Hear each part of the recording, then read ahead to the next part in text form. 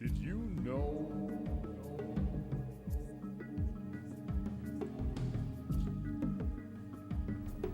Now, we have waited a long time to welcome my next guest to our lives, and we are excited to have him. What a voice.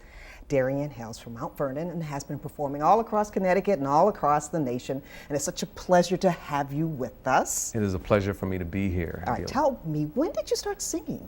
You know, I've had a long journey through music, and it hasn't always involved singing, actually. I started singing when I was really young. You know, everybody, I think, when they're really young, does the Michael Jackson thing. They're like, oh, and then your voice changes, and then it becomes, oh, I'm not going to be able to do that anymore. No more Billie Jean? And no, you start getting into the Barry White thing, and then you're like, well, I don't know if I want to be Barry White. So, well, not that there's anything wrong with Barry White, but then I moved into doing choreography and dancing, and then moved into doing hip hop and production, and then I found my voice again. I started to relearn my instrument, so to speak. You know, I'd have headphones on and start to hear how my new voice had grown, and you know, I've been pretty much just still learning my instrument, but this project that we've been working on now, you know, we've been probably running around for a couple of years, definitely you know, testing the waters with this, but it's been a lifelong journey, I should say, with little pit stops in between. Now, who were your influences? You did mention Michael Jackson, but you have such a soulful voice. Who has influenced you?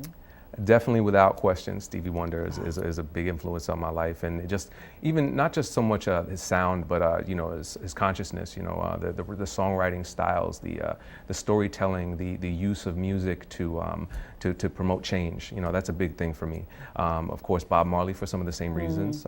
You know, of course, as I said, Michael Jackson. Just a lot of the soul legends. I mean, I go back, Roberta Flack, like all. I mean, I really kind of have an old soul, and so that's to speak. funny you say that, because when I heard you, I thought of Donny Hathaway. Yes, of course, and Donny Hathaway, how can I forget? Absolutely, absolutely. So, big fan of like just that whole era, and just the like I said, once again, the use of music. You know, it's not just something that sounds good and to dance to. It's also a means of getting messages across. Yeah, you say that your music is your purpose. Absolutely. And creating it to you is knowing that purpose and the responsibility behind it. Exactly, and I do think there's a huge responsibility with being a musician. I mean, you have the opportunity to be in someone's ears or in their environment for a whole day potentially, and just constantly inundating them with a message. So what better time to promote something positive and uplift their lives, so to speak, you know. Now, you mentioned that you've worked throughout the music industry. You're also a composer and arranger. And yes. Tell us about the industry and how it gave birth to the sound that we're hearing now.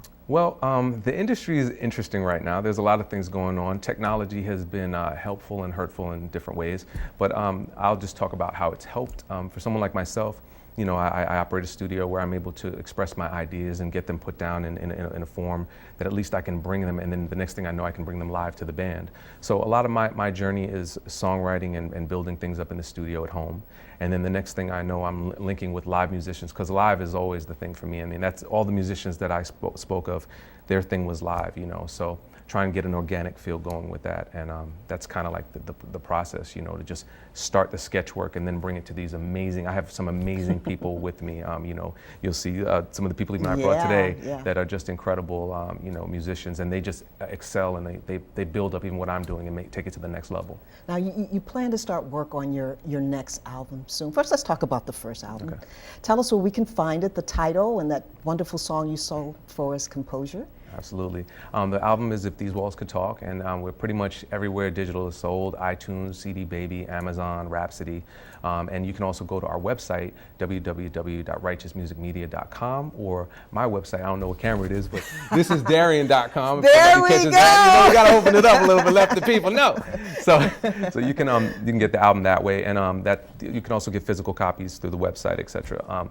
But that album, If These Walls Could Talk, again, I have to keep going back to the message music, because one of the campaigns that we had throughout the course of the year was Love Revolution. You know, we went around and I was able to do a lot of performances. We won the Budweiser Superfest competition and did things like that.